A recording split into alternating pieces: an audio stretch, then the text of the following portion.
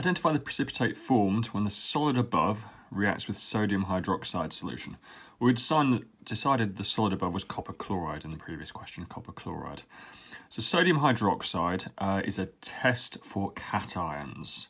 Cations are metal ions, so we're trying to identify the copper solid that's formed. So on page, currently it's page 58 in the separate science book, but it may change by the time you get yours.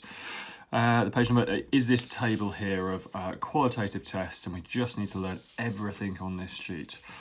Here are the sodium hydroxide tests. We test for aluminium, calcium, copper, iron 2, iron 3, and ammonium. Okay, so it was copper 2, the solid above, so we got a light blue precipitate.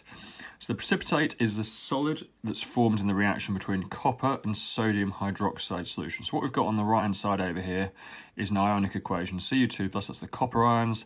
They're reacting with the hydroxide ions from the sodium hydroxide, and the precipitate formed is going to be the copper hydroxide there. So that is a solid.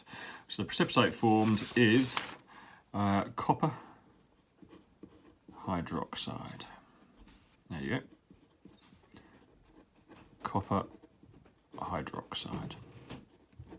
All these questions and more on elshamhighchemistry.com.